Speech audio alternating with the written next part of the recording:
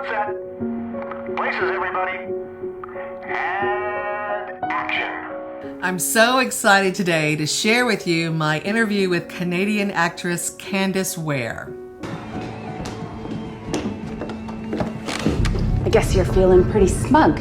Excuse me? Now you like sitting up there all high and mighty passing judgment on people, don't you? Okay, there's a big difference between passing sentence and passing judgment. My son is going to prison, but you insist in piling on the embarrassment by ordering him to therapy? I'm just trying to give Dirk the tools he needs to make him a productive member of society. You are pathetic. Okay, lady, you need to back off. Or what? You'll have me arrested for speaking my mind?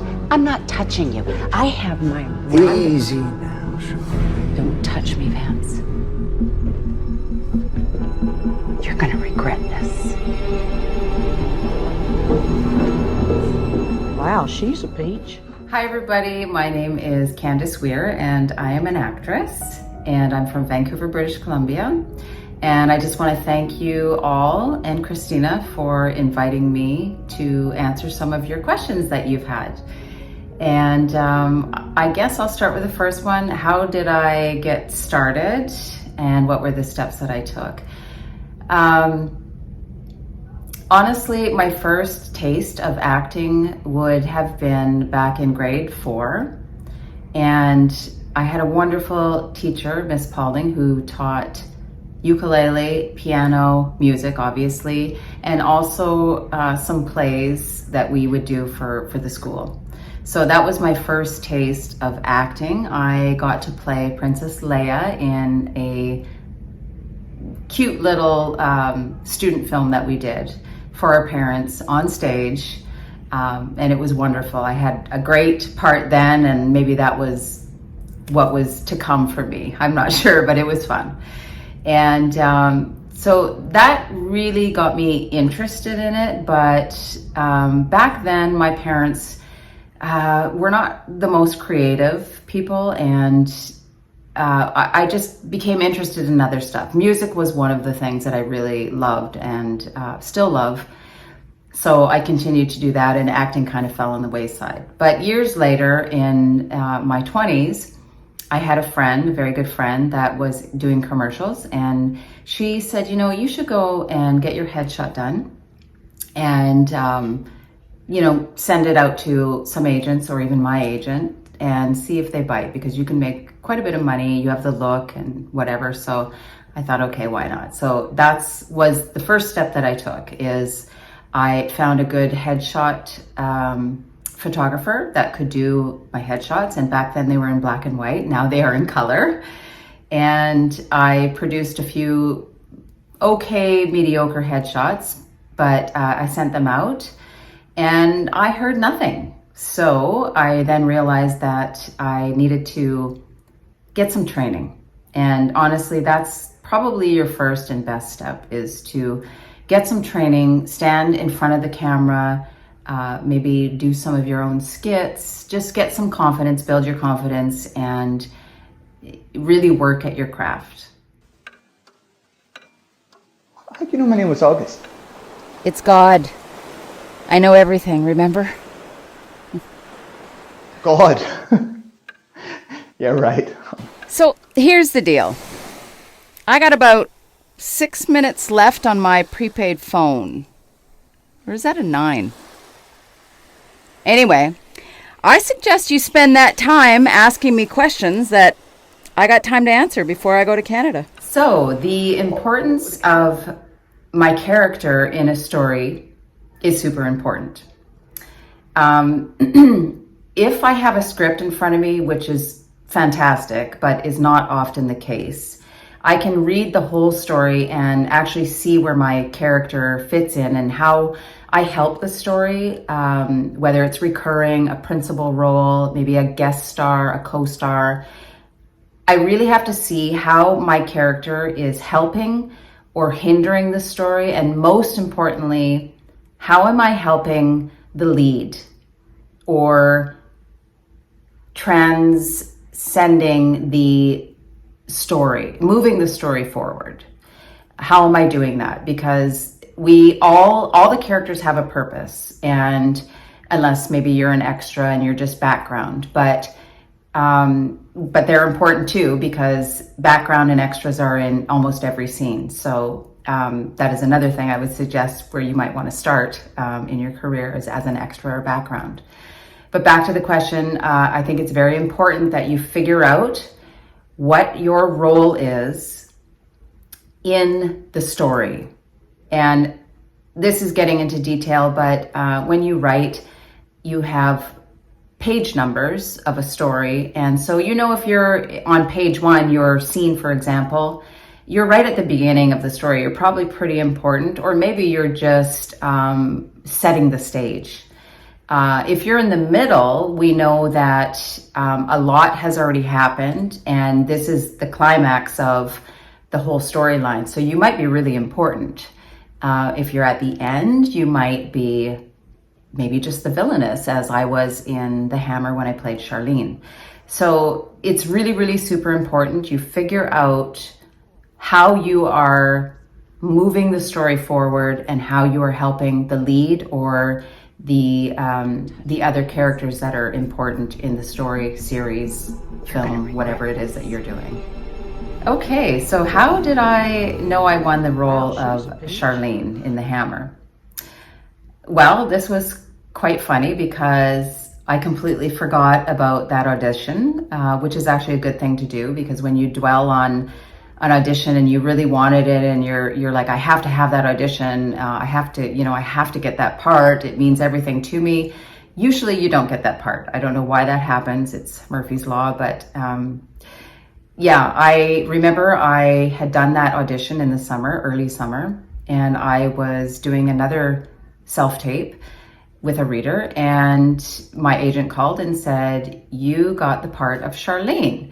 And I was excited, but I actually thought it was for a different part that I had done about a month before, which was an okay part, and I was thrilled to have it. But when I went back to my sides and was looking for the role of Charlene, I couldn't believe that I got the principal role for this movie, this feature film, The Hammer. I was kind of shocked, excited, and scared at the same time, because I was like, okay, I need to revisit this whole scene and probably get some coaching on it. And that's exactly what I did. So listen to me very carefully. In 5 minutes, I am boarding a private jet in an airstrip in Costa Rica. Just in case I don't make it back to Texas alive, I am giving this vial to the one and only person in the world that I can trust right now. Okay, stage fright. This one is a big one because we all have it. And my suggestion is, first and foremost, breathe. I've been taking some classes, and one of the things that we learned is to do an arrival breath. So if you are on set and you're maybe 5 minutes away from getting on set to actually do your scene, I suggest an arrival breath. And it's very simple. You just close your eyes, take a deep breath in through your nose, hold it for 4 seconds, 6 seconds, breathe out through your nose, not your mouth. The controlled breathing through your nose on the way out will calm your nerves a lot more. And of course, while you're doing this, you're thinking of what it is you're about to do. Maybe your lines, but by now you should be off book, which means you know your lines forward and backwards. So it's really just about immersing yourself in the character, immersing yourself in the scene, what's about to happen, immersing yourself with the character that you're going to be speaking with, or characters. And take that arrival breath. It really, really helps. And you can do that in everyday life with whatever it is. Maybe you have to do a speech. Maybe you have a recital that you have to do. Maybe you have a big soccer game coming up and you're nervous about how you're going to play. Just take a moment by yourself, And if actors are around and, they're looking at you, don't worry about it. This is your moment. This is your scene.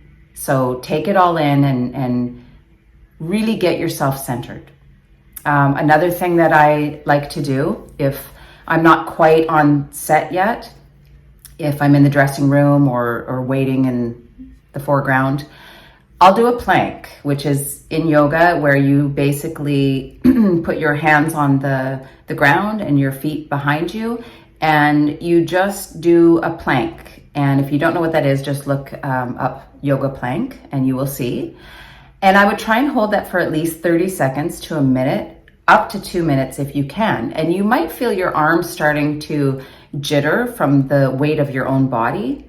I don't know how it works, but for some reason that gets the jitters out for me, and it stabilizes me. And then I stand up, I take my arrival breath, and I'm good to go. But I will say one thing, and I don't suggest this, is because I was meeting Reba in the film The Hammer, I was so nervous.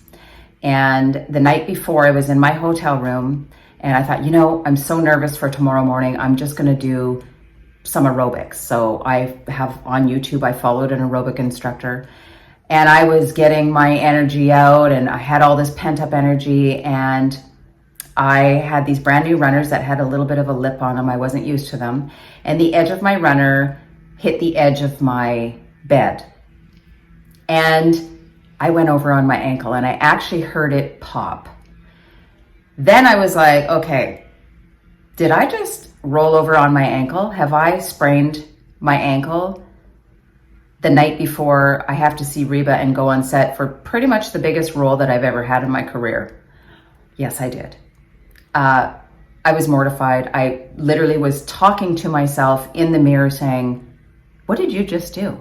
Did you really just go over on your ankle? And of course, my scene is I am walking up very fast and furious to confront Reba, and I had to do it in high heels, which, by the way, I don't often wear. So I just talked to myself. I went to the pharmacy. I got some cream, some arnica, natural arnica cream to take the bruising and swelling down. I drank lots of water. I wrapped it. I elevated it. In the morning, it was worse than I've ever seen. But I got through it, and with a little bit of pain.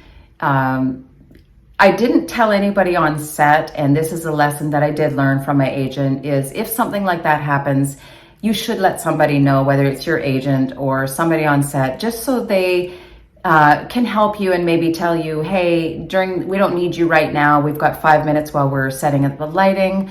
Let's sit you down and elevate your foot and make life a little bit easier for you. Can I get you some ice? Maybe it's swollen because you've been on it all day. So that all stems from nerves, and I hope that you never do that or experience that. But I can laugh at it now, and it made me stronger. Well, this is a lot of help. August, let me ask you something. When you are thirsty, does a glass of water come to you? Or do you pick your sorry up off the ground and go get it? Answers are the same way in life. I put them all around you. All you have to do is recognize them. And once you do, you need to show them some damn respect. Do I use my acting skills in real life? Most definitely. And in my opinion, the best thing that an actor has in their toolbox is listening. When you are actively listening to your scene partner or even the scene, you are responding. And in real life, I try, it's not easy, but the best thing you can do and learn from acting is to really listen. And in real life, if you think about it, if you are in a coffee shop or in a park or in a mall and you're just sitting on a bench and you're watching people, which we all love to do. And I don't know about you, but I've made up little stories. I wonder what they do for a living. I wonder where they're going. What is everybody doing right now? I mean, you're not listening in that situation. But let's say you had an opportunity to go up to somebody in a park, or they sat beside you on a bench and they just started talking to you. Maybe they're a crazy person, maybe they're an elderly person. I think if you listened, you'd probably really learn something pretty cool. Maybe you would just learn that they're crazy, which is funny and interesting. Or maybe the elderly person had a really sad war story or lost his wife. But think about how that would make you feel listening to that story, and how it makes them feel getting it off their chest. Maybe they needed somebody to talk to. So the number one thing in acting and real life for me is listening. And I guarantee you that will make you a better actor also, because you will have more experiences, more life experiences, and it will affect you more. I don't hear them anymore. The voices, they're gone. Really gone. They stopped a few weeks ago after I was admitted here. I have to confess to something. I'm sorry. I stopped taking my meds. They made the voices go away. I thought when I stopped taking them, they'd come back. But they didn't. I have to confess to something else. I miss them. The voices, they told me what to do. They kept me focused. But now I think they think I've betrayed them. That I took the medicine you gave me because I wanted them to leave. I didn't know that's what you were trying to do, Doc.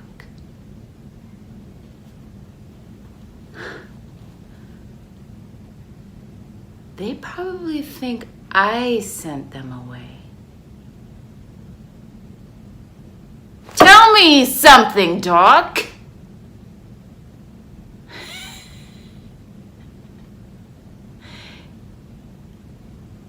If I'm good.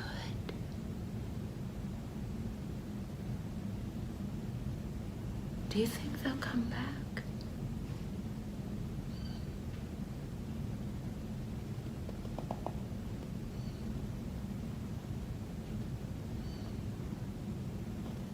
Okay, so the next question is a doozy. How do I get into character or immerse myself in the character that I'm playing?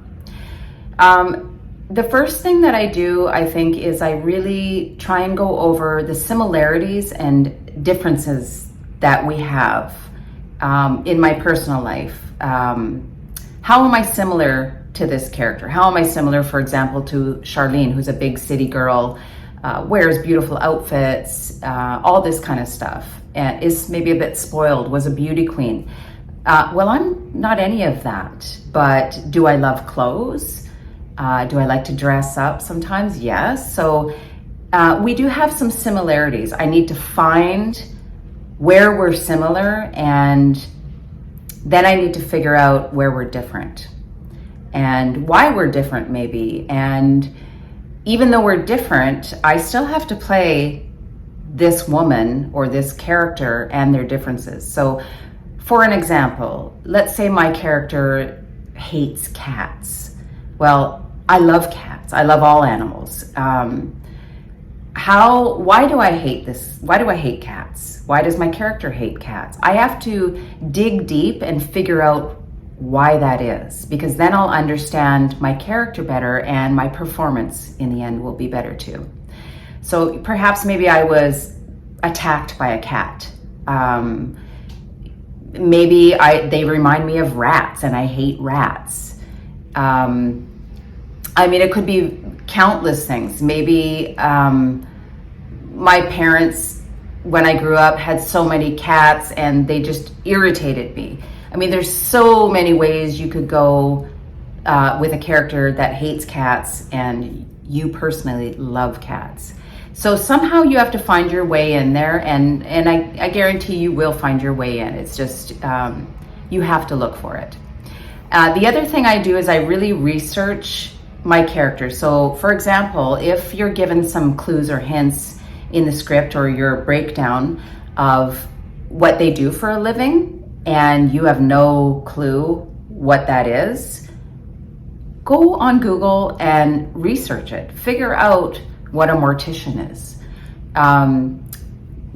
Figure out what a certain type of scientist does. And I mean, really figure it out. Dig deep into what they do.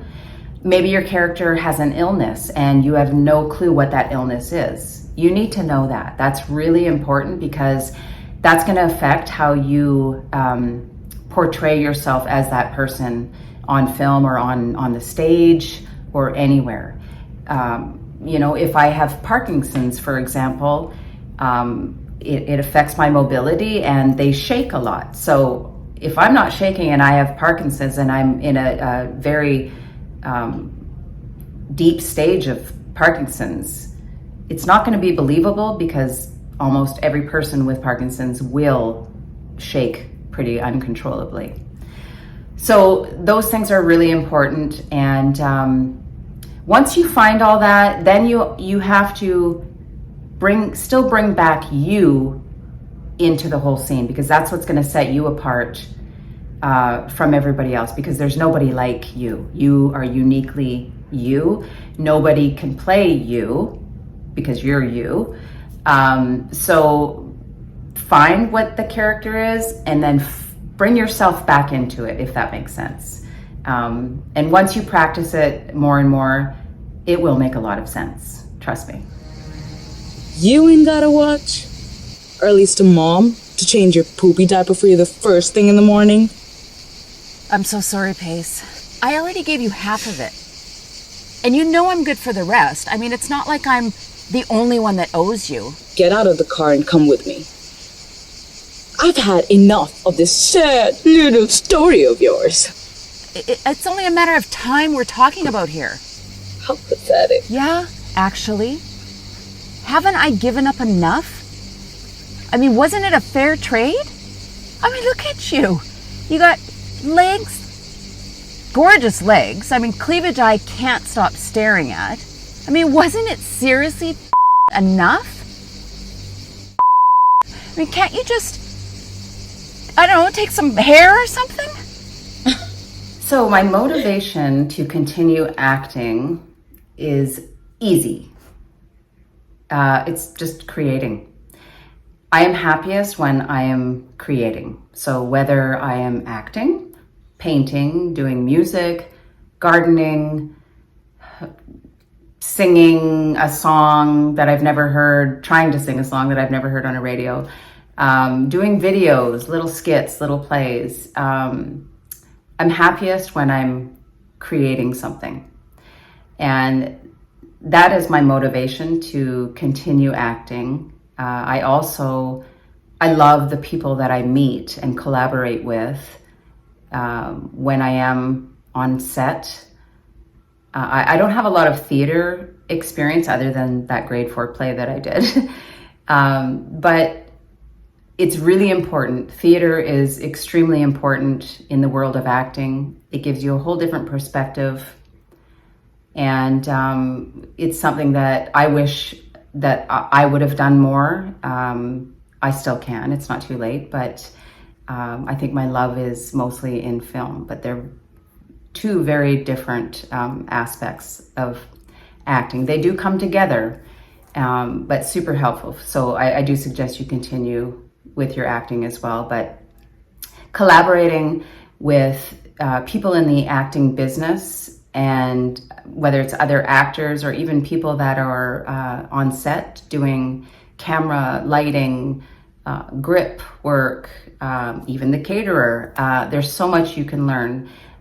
Make them your tribe, make them your people, and you will learn a lot and be extremely motivated in doing so. And I also suggest really making sure that you train in other things besides acting. Like, make sure you try some music out. Maybe you know how to juggle. Odd talents are very sought after in acting. Like, how many people, can do the spaghetti thing through your nose? And I know I can, but maybe a lot of people can, but I think it's gross and I don't do it. But, you might get called for something like that. Maybe you're a tap dancer. Some of these, the unicycle, lots of things that were in the circus that people don't do now, the tightrope. I mean, there's lots of old talents from the past that we've lost. So maybe if you know how to do any of those, you're kind of unique and special and will get the part versus somebody else. So keep yourself motivated that way, and just be creative and meet people. Always meet people and hang out with people that have your interest. She said yes. She didn't say no. She said yes.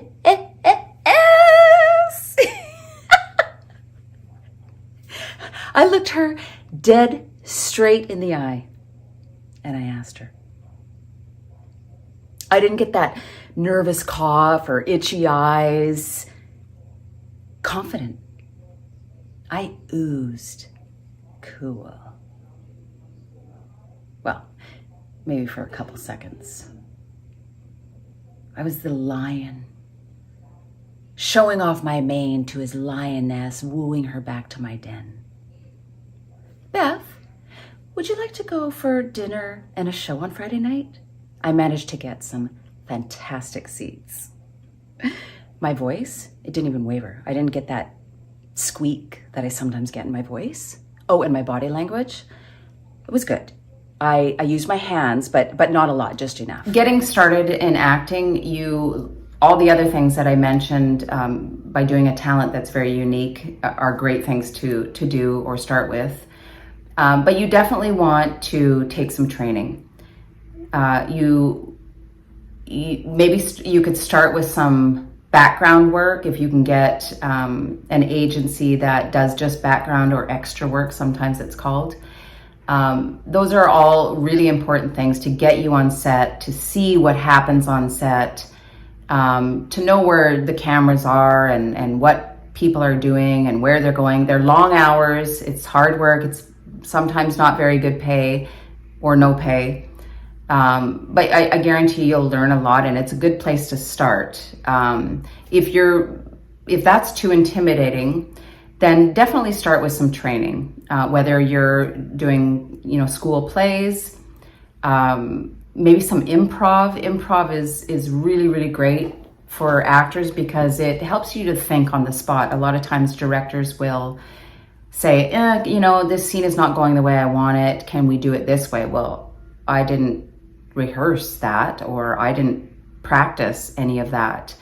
And directors nowadays especially really want to see you at the drop of a hat just change. Can you do it this way? Be more funny. So improv really helps for that because it's improv.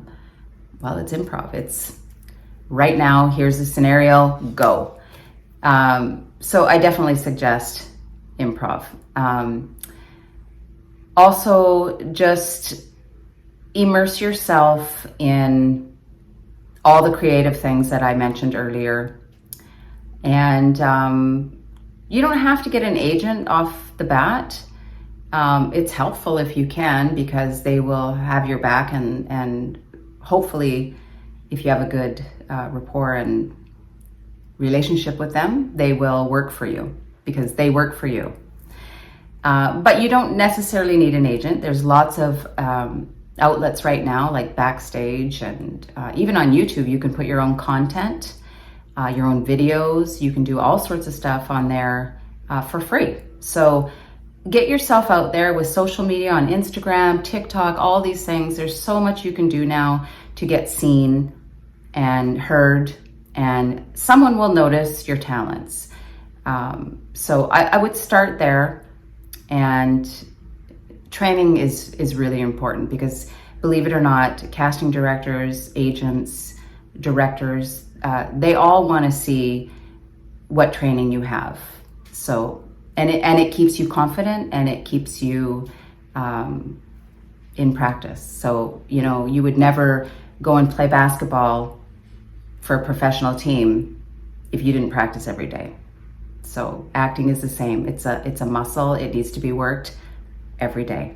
No one's gonna believe you talk to me anyway, and I know you're probably just as frustrated now as you were 5 minutes ago. But it's not as hard as you make it. All you need to do is ask yourself 3 simple questions every time you have an important decision to make about anything. Is this a choice that I can live with if it becomes the last choice I make? Only then will you become freer, kinder, more loving. Only then will it not matter if you don't wake up tomorrow.